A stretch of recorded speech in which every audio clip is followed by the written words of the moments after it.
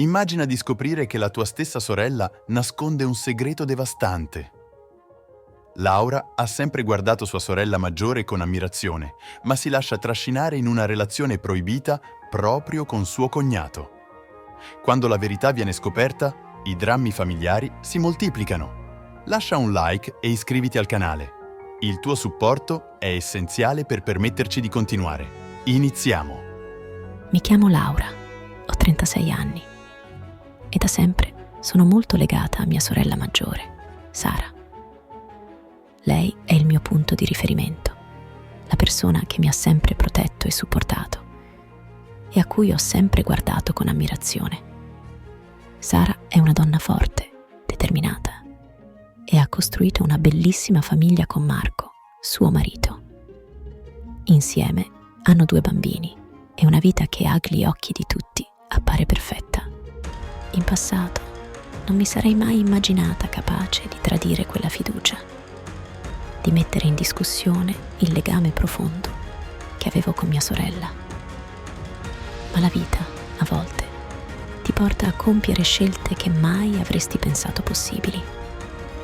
Tutto è iniziato in un periodo particolarmente difficile per me.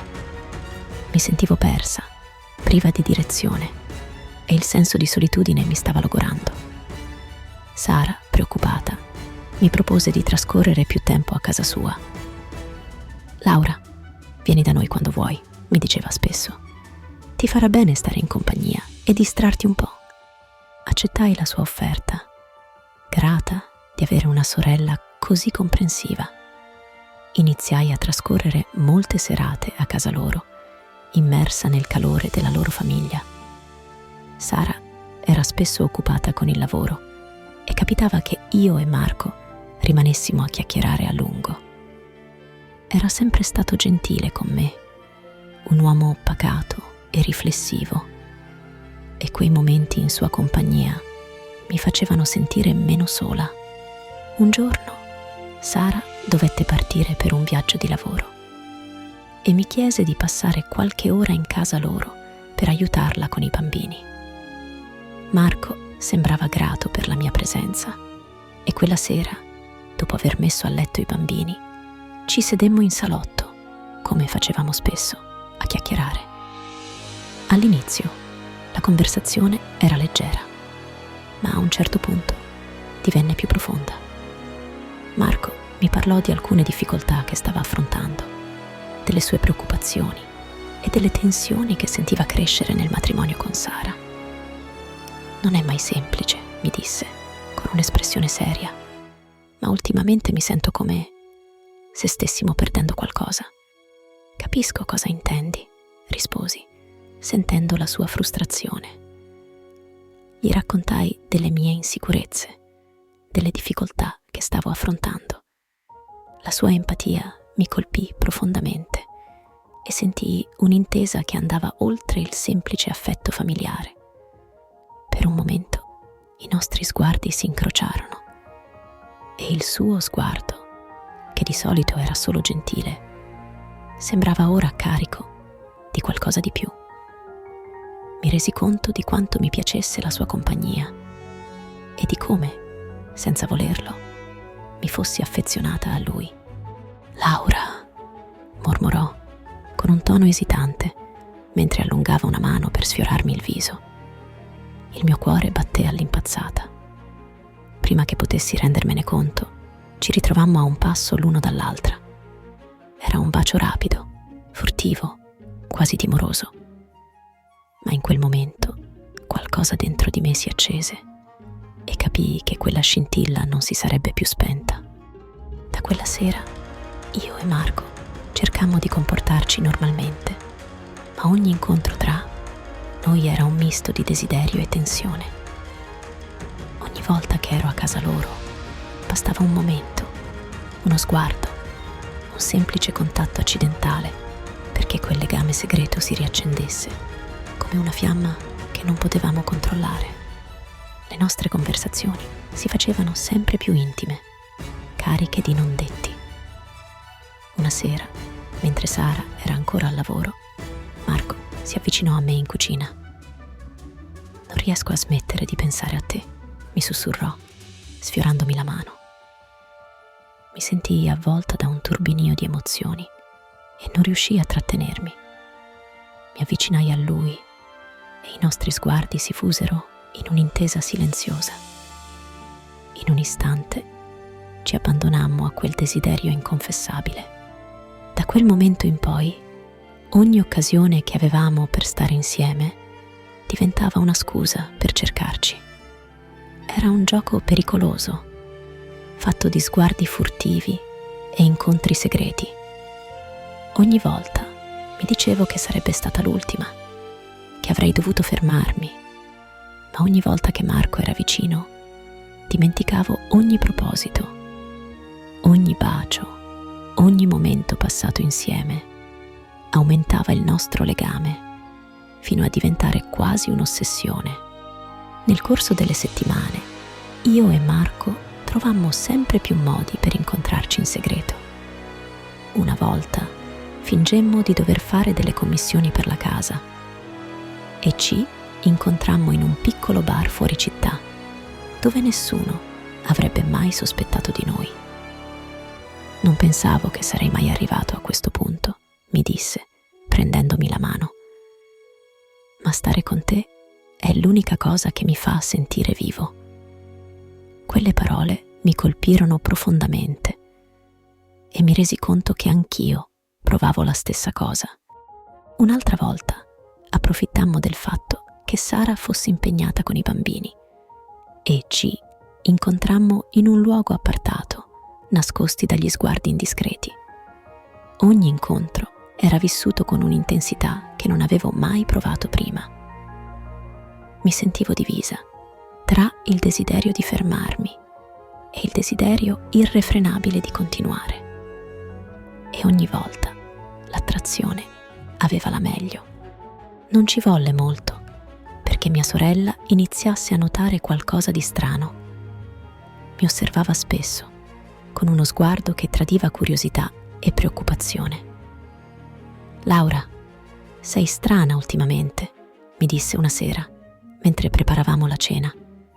«C'è qualcosa che non va?» Il mio cuore saltò un battito. Cercai di mantenere la calma, di risponderle con un sorriso. «No, figurati, è solo il lavoro», risposi, sperando che fosse convincente. Ma sapevo che Sara era una donna attenta e che i suoi sospetti stavano crescendo. Per un po' cercai di limitare gli incontri con Marco, di evitare che il nostro segreto potesse essere scoperto. Ma lui continuava a cercarmi e ogni volta che eravamo insieme sentivo che il nostro legame diventava sempre più intenso, sempre più difficile da nascondere. Un giorno, mentre eravamo soli in casa, io e Marco ci lasciammo andare. Eravamo convinti di essere soli e sicuri e ci abbandonammo l'uno all'altra senza pensare alle conseguenze. Ma in un momento di distrazione non ci accorgemmo che Sara era rientrata prima del previsto. Entrò in casa e ci trovò insieme, in una scena che non lasciava spazio a dubbi. «Laura, Marco, cosa state facendo?» gridò, con una voce carica di shock e rabbia. Ci bloccammo, incapaci di reagire. Vidi il dolore e la delusione nei suoi occhi e mi sentii travolta dal senso di colpa. «Sara, ti prego, lasciami spiegare», tentai di dire, ma lei scosse la testa, visibilmente devastata. «Sei mia sorella e tu, mio marito. Come avete potuto?» Ogni parola era un colpo e il dolore che avevo causato mi si riversava addosso come un'onda. Sara uscì di casa senza aggiungere altro, lasciandoci soli in quel silenzio insostenibile. La notizia della nostra relazione proibita si diffuse velocemente nella famiglia. Sara raccontò tutto ai nostri genitori, che rimasero scioccati e increduli. Mia madre mi guardava con un'espressione di pura sofferenza, incapace di comprendere come avessi potuto fare una cosa simile a mia sorella. Mio padre, invece, non riusciva nemmeno a guardarmi negli occhi. «Come hai potuto distruggere la nostra famiglia in questo modo?» mi chiese mio padre, con una voce colma di dolore e disprezzo. Mi sentii sprofondare, incapace di rispondere. Il giudizio di tutti era un peso insopportabile e capii che avevo spezzato non solo il legame con Sara, ma anche l'unità della nostra famiglia. Nei giorni seguenti, Sara evitò ogni contatto con me. Mi bloccò su ogni canale. E anche quando tentai di raggiungerla tramite i nostri genitori, si rifiutò categoricamente di parlarmi.